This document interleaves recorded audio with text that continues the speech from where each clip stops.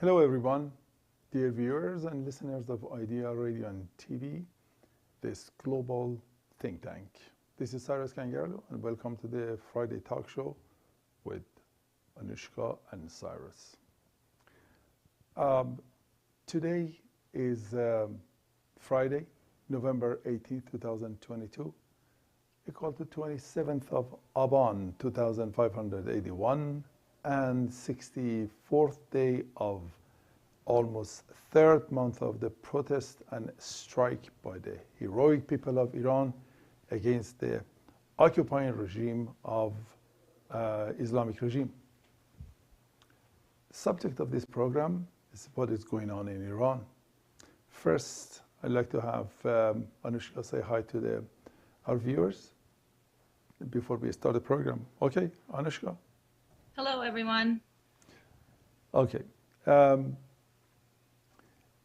Today, let me just mention something else beforehand. Anushka, I think you must have heard about the murder of the talented little boy who was killed by the government forces in Iran this week. The name was Kian Pirfalak. Was one of the 7 people, including a woman and a 13-year-old child, killed by the security forces in western city of Ize, which is one of the oldest city, 3,000 years old, ancient city in Iran. He was going home with his father and was targeted with the bullets by the corrupted regime of Islamic Republic. This car was attacked from all over. The boy's body was reportedly taken to the family home covered in ice. Why? Because family members feared if he was sent to the morgue, it would have been taken by or steal by the security forces. This is the tradition. As it has been happened in numerous other cases. They kill and they steal and they capture the parents to control the after effect. I want to know your opinion with the high volume of violation of human and children's rights, which of course, I want to say thanks to social media, has been revealed to the world. Despite the wishes of Islamic Republic of Iran, why is it neglected by international organization? What else should have happened to affect the reaction? You know, this one still stings. I still get emotional about it. I can't believe that at this point they've gone to this level. I mean, when you think they can't get any lower, they prove you wrong, you know? And it's like, how low can they go?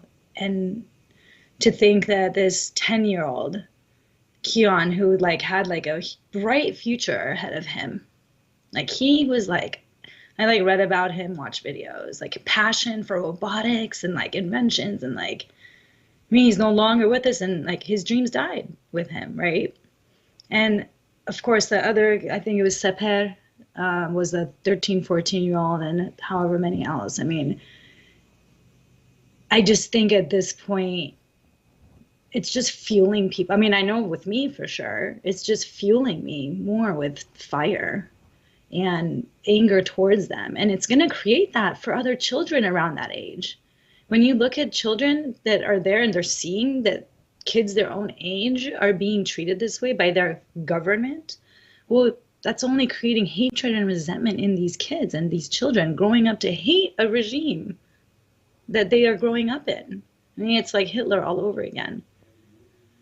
As for these international organizations, I mean, the fact that they're just completely ignoring this, I mean, it really feels like a horror movie, and it's mind-blowing. I feel like I'm living in a scary movie. I really do, because I just can't believe how it's possible to ignore and neglect these horrific, like horrific events. And like, what, as sad as it is, what comes to my mind is money. Like, why money? We have no idea what negotiations they have. Like, no idea what negotiations are going on in the background. Most likely there are negotiations happening with this regime and many other countries. And there are some countries that are looking beyond that and actually being humanitarian and saying none of that matters, whereas other countries are not, because they have this Islamic Republic has stolen so much money from their own people, and they've placed their assets in other countries, which is unbelievable. And some countries are benefiting from them, so much so that they're just not willing to comply with these sanctions. Like, for instance, like I believe Switzerland is one of them that's just saying, no, we're not willing to go. And I don't know details, but I remember hearing something about Switzerland saying that, no, there's too many assets here and they're just not wanting to get involved. And so when you hear this, it's like, is that all that matters? And maybe there's some fear. Maybe there's fear because I don't know if Iran has nukes or not. Some say they do. I don't trust them. So they might. And maybe there's fear around that. I mean, we know there's selling drones to Russia. So we know that, right? So maybe there's that fear. But again, it's like, they're just, it just, to me, none of that should matter. Yet Let me it just does. interject here, just explain it, because our international viewer, they're going to listen to it, and this is a very important and sensitive part. What it is, first we have to pay attention. There hasn't been even one case that the revolution would happen. This is the third month we are getting into it, third month. And if you remember, there was one guy has been in an accident in the United States, has been killed, which the black movement started, and the whole United States was revolted against this issue. And even The world? they put the name, I forgot the name of the guy, they put his name, George Floyd. George Floyd. And we know who he is and what was his work in life.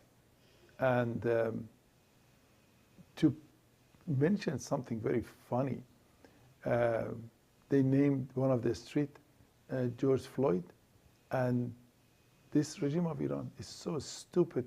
On the sign it says George Floyd the porn star. That's the name of the street. And this is a very small matter, but why, when in Iran the revolution, one amazing and one of a kind revolution, which I think is not a revolution, is more than a revolution, is a revolution of thought, doctrine, and ideology will happen with it. Yesterday I had an interview with one of the radio. I told them that this is the university, a moving university on a street, that these student professors, they are moving on a street and they're teaching to the world that you must understand from now on who is the woman and what is the message, not for freedom of Iranian women. The whole world got the message. But the whole world who? The people, not the governments. And the issue I want to re-emphasize here are the governments. Yes. They haven't started to kick their ambassadors from their own country, which is the first simple sign. They can recall it again. They don't even get to this issue. What I want to say is not a fear, or probably I have to redefine their kind of fear, the fear of losing the money and the profits that they are getting from these people. Absolutely. These people from our sources, oil, gold, and everything, they wanted to give it to everyone else except the Iranian. Their own, Except, their own people. They're exactly, stealing from their own people. It's like exactly. they're The holding whole, this oil like a carrot in front of exactly, in exactly. front of these countries. Yeah. I want to, through this program, I want to tell the world that you guys have to wake up and see, fortunately and unfortunately, for the first time in the history, it shows the governments are not, the government of the democratic countries, they are not democratic at all. No. At all. It's all European, about US, Russia and China, which they don't have any claim to be on the human side at all. But anyhow, I want to bold this point that the people have to pay attention and remember in the history and probably in a future textbook of the political science, they have to mention this revolution, which I think at that time, globalists, they won't let it happen. And that's why when you read the history of previous history, you see why you don't see the real truth. Now we are living at that moment. The real truth, it is being taken at the time of happening. Right now, no one is with the people of Iran. That's what I want to, bold this in any moment that we got, especially in the English language, international language, that the people, other people, or American or European or other people, has to understand, push your government and tell them, take your hand off of this clergic regime of Iran, the brutal regime of Iran. You have to be with the people. Tomorrow, you have no good memory with the people of Iran. They're going to remember that forever. Anyhow, just I want to mention that. Yeah, absolutely. I mean, I really do believe all the embassies in all these countries must be shut down. Like you said with the ambassador, like all of them, they should not be recognized at all and deported. I know I heard someone, I can't remember the name, but like someone in New York was deported, right? And so that needs to continue having, his assets are frozen. All his assets were frozen, right? So that needs to continue happening, freezing these assets. And then once a new leader arises, at that point, these assets can go towards the Iranian people for the country, be used to rebuild the country that they've completely ruined at this point. Sanctions really do need to keep increasing and becoming stricter and stricter to really suffocate them and hold them accountable. I mean, that happened with Saddam Hussein. That happened with bin Laden. So why is this not happening now? And that in itself is mind-blowing. Then other than something is way more beneficial for them than the lives of humans. And I did read an article a couple of days ago that apparently the UN body has approved resolution over Iran's human rights violations, and there were several different countries that are starting to increase the sanctions. And apparently they're going to have another count. There's like going to be a Human Rights Council on the 24th to be able to see what they can do from there. I'm hoping, but from what I've seen so far from the UN, I don't know. I don't know if I can trust it or not. And I keep wanting to say, okay, at least this is one step forward. There's some action, right? And I just feel like it needs to continue getting to that point, like a lot faster. It's like, it's too slow.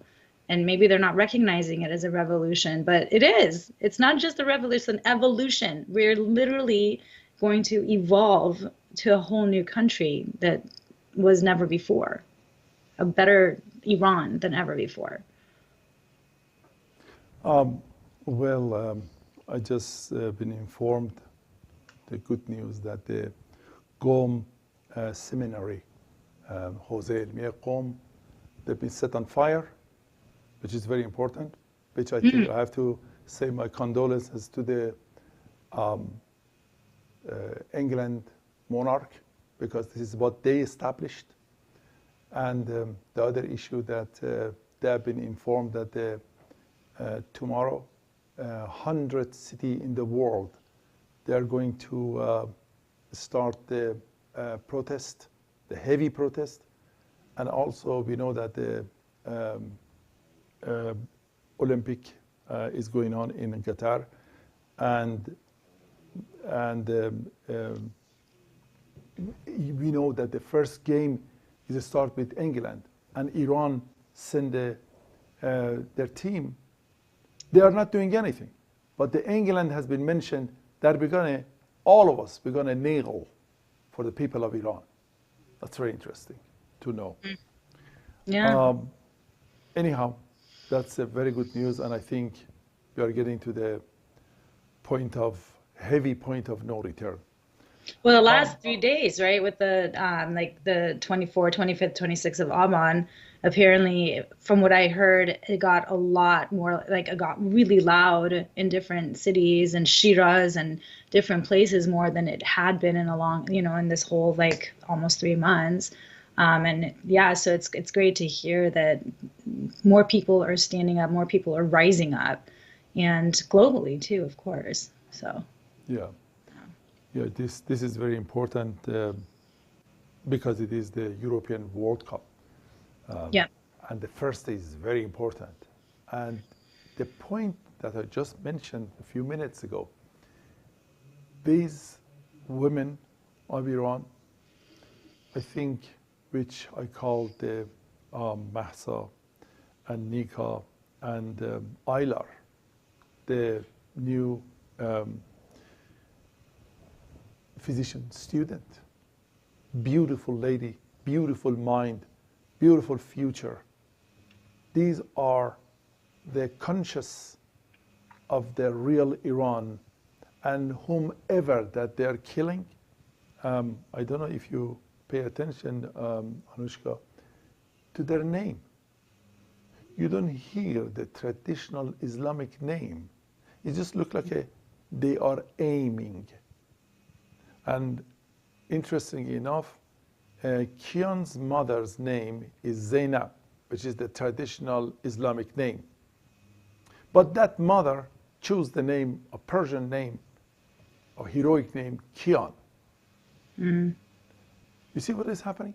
Is a separation of Iranian from what it used to be as a conqueror of Islam in Iran, which is no one in the history I never seen that they could stay for a long, because the culture of Iran is so rich and so beautiful and so kind, which with the price of so many bloods, it absorbs whomever that they are thinking of destroying this culture. It's not going to happen. And that's why England's soccer team, all of them, when they are playing the national anthem, they should kneel. Why? And Iran's team, they are not going to do anything. It's very interesting. These are very noticeable. Everything that is happening is the huge chapter in the history will be. We're going to face that soon. Anyhow, we know that during the last week, a revolutionary court in Iran has issued the first death penalty against the protester, and another court sentenced 5 others from 5 to 10 years in jail each one. Meanwhile, in the Iranian Prosecutor General, Mohammad Jafar Montazeri, has repeatedly claimed that the ongoing protests in Iran are being steered by United States and other Western countries. I don't know which university, which school or high school they went. When your hand is with the United States, you are dealing with them and dealing with the European Union that we just mentioned, that they don't want to kick their ambassador. It can't be you play on the table with them and on the other side says it's steered by the United States and the Western countries. Anyhow, they have mentioned this issue, and deceived some of the protesters and paid some other to stop the Islamic Republic progress. That's what they're claiming. They said that's what they're doing. They want to stop this progress of their mentioning about the Islamic Republic like is a new savior of the human being, which is not. Not at all. While the Islamic Republic has not made any progress in at least this 43 years. Now, let me ask you this question, Anushka. As a human being, what do you think about the executions? And do you think a punishment that is irreversible is a good way to deal even with the criminals, considering the fact that in Iran, the government used this punishment to people who goes to the peaceful demonstration? What do you think? Yeah, well, I've never personally believed in like execution or death penalty, but especially for those that have done absolutely nothing. Like it blows my mind to see that these people went out to protest peacefully against their government. I mean, people do that here. They go on strike against the company, right? Just because they're not getting enough pay or whatever that looks like for them. And people in all countries do that. People should have a right to speak their truth, express their horrible conditions that they're living in, and they have a right to demand for change. That's what democracy looks like, right? And of course, women have the right to demand to be equals, not half the value of men. And for that to all of a sudden say, oh, okay, because you are going against us, we're going to execute you, it makes absolutely no sense. When it comes to criminals like themselves, I mean, yes, I do see that punishment is necessary. I believe that execution is an easy way out. I believe for criminals, if you're just going to give them an execution and death penalty, then they're not really being tortured for what their crimes have been. And from an ego standpoint, from like, when you actually look at these crimes and how it makes one feel, I do feel like some of these criminals that are killing and murdering and torturing other people should also experience some of that, because an execution is just going to be like, oh, okay, there you go, you're gone, right?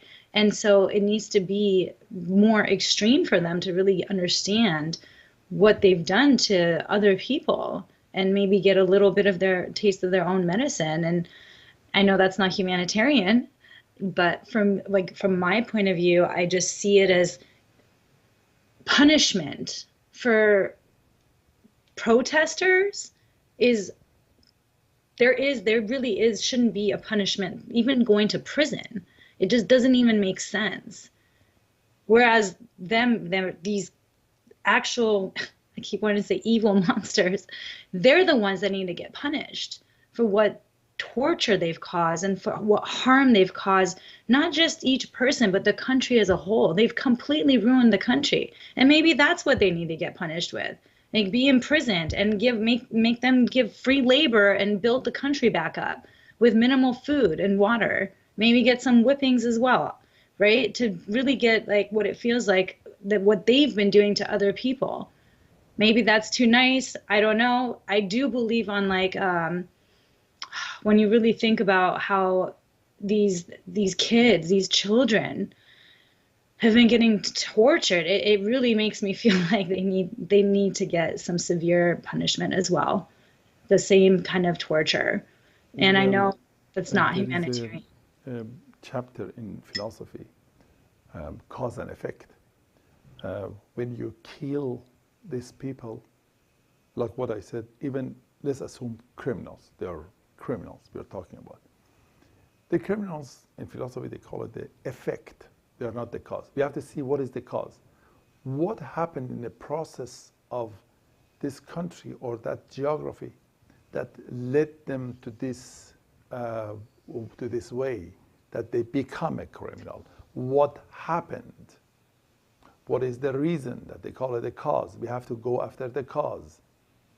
If we just, it's just like I don't know, someone has some sort of incurable disease, and we say, okay, we're going to kill this. What do? You cure him. You go after the, finding the medicine. It means go after the cause and doing the research.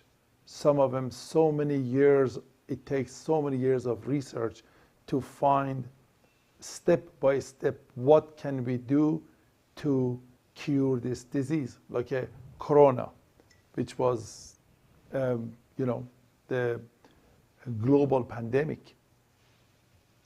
And the whole world, they got together to find out what kind of cure they can find.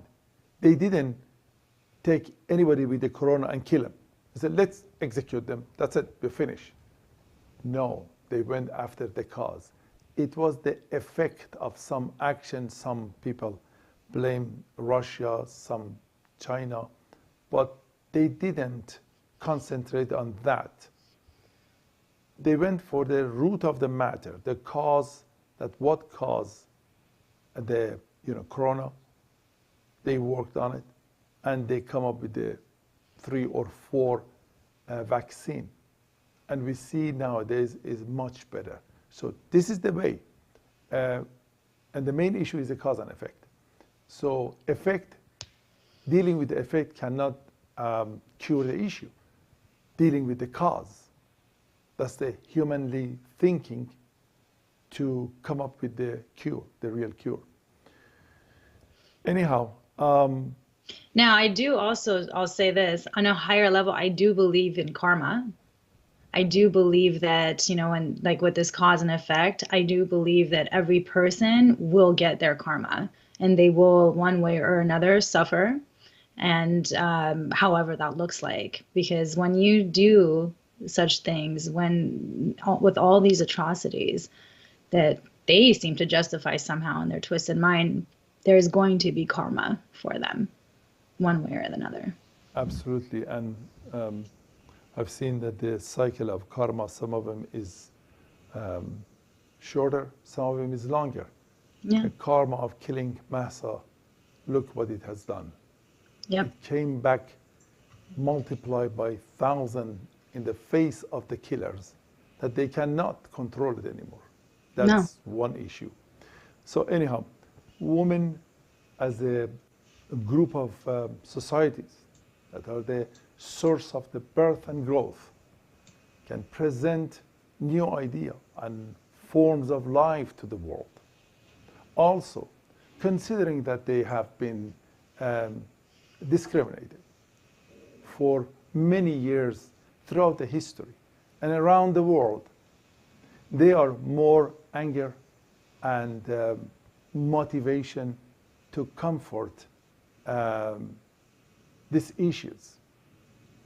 But the question is, what do you think is an important power in women that dictatorial and Islamic government fears so much? What message do you have for your peer in Iran? And what do you think will happen in Iran and the world if they get their freedom back? So, as we know, men are physically stronger, but women are emotionally stronger. And really, they can endure pain much more than men can. That's why we give birth, right? Because we can handle that much more internally from an emotional standpoint. So now, like you said, all these women that have been discriminated against, they've been oppressed for a lifetime, literally, some of which have been a lifetime, right? This is all they know. Valued half of men. All this pressure placed on them for these many years. And imagine all that pressure, as we see, all that pressure that's been imploding inside of them has built up and built up. That's what happens with pressure, right? It builds up and builds up, just like a balloon, and eventually explodes. Exploding with all that anger that's been suppressed, all the passion, the fire, the resentment, and they're ready to fight for their rights. And they're not going to stop. They're not going to stop until they are overthrown. And this is what the government sees. They see the strength that is within these women that's just never ending. It's deep in our DNA from thousands of years ago with all, the queens and everything. I mean, it's deep inside of us. And now, I mean, they've like literally gone chaotic. Like, this government it's like chaos. I mean, they've gone from killers to child killers. I mean, what? That's insane. They've totally lost their way, and there no longer is an order. They're just being all sporadic and all over the place. And it shows that this is because women are now the ones that finally took the lead, and they just cannot be stopped. There's too much emotions inside of them that they're willing to say, hey, no more. And really, as for my message, I just want everyone to know that it really takes a village. It takes a village that never gives up fighting for justice and freedom to create this massive change that we're all envisioning. We're all envisioning this. So we are with you, and we will never give up alongside of all of you. Every single one of us outside is there with you. Your voices are definitely being heard, and these courageous actions are being seen.